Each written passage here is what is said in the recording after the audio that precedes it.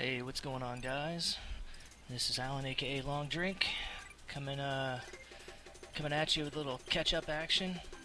Got kind of behind on this PlayUnity action,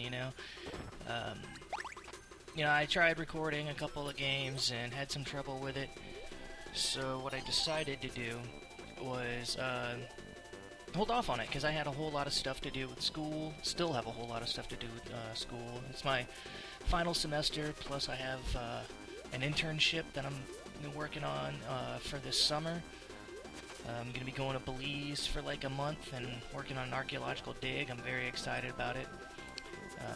But the planning for that has been excruciating and overwhelming at times. Just, that combined with the regular schoolwork. Lots of really intense coursework. I mean, you can imagine, I'm a senior, I'm about to graduate, this is when the hardest stuff is happening. So, it's a lot of work. But, finally got my emulator issues banged out, and was able to get some Kirby play in. This is a pretty fun game. So, it's a nice little diversion for a minute. My problems with the emulator, in short, basically boiled down to I can be kind of, for as smart as I am, I can be kind of dumb sometimes. And,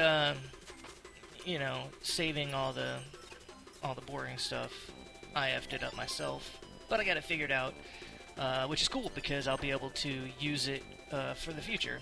And plus I get to use a better controller now. Before I was using my modded Xbox for all the F-Zero videos, which I am going to put my Firefield video up. I was just having a lot of problems with said Xbox and importing with my studio. When it drops a frame, it likes to freeze the whole thing up, so I was having issues where I was getting, because Firefield is so long, I was getting, a couple and a half or 3 minutes into the race, and then it would completely freeze up, and so, as you can imagine, I kept getting very frustrated with it. It finally was just like, I'll figure it out when I figure it out. Now that I have this emulator set up on my computer, and I have a better, Xbox 360 controller, arguably better, to use, I am ready to make my Firefield video, which is probably going to go up later tonight. But I did want to make a priority to get caught up on my PlayUnity videos for Kirby, because I don't really want to get too far behind on this. So I just went ahead, I'm sure if you read the description or saw the title or anything like that, you've realized that this is the first 3 stages all in one video. I just kind of ran through it really fast. I played through it once before and didn't get the recording out. So I ended up playing back again. Hey, what's up, guys? I ended up playing it back through and decided, rather than wasting everybody's time with a really long video, I would just speed run through it. I didn't really see any point to do anything else. Right. Another thing with PlayUnity, I just want to go ahead and put it out there for you guys. As much as I would like to be a host one week, this is not a good time for me to do that. Probably, I wouldn't be able to be very diligent about getting to the videos or even putting mine up until after I get back from Belize. So, I mean, we're talking, at least July. So just, I'm going to put my videos up. It'll probably be in chunks like this, though. So, don't put me in the circuit, as it were, as much as I'd love to do it. What else is going on? I don't really know what else is going on, but I do want to tell you guys about something, and I hope that you'll post in the comments your own story with this, or in a video.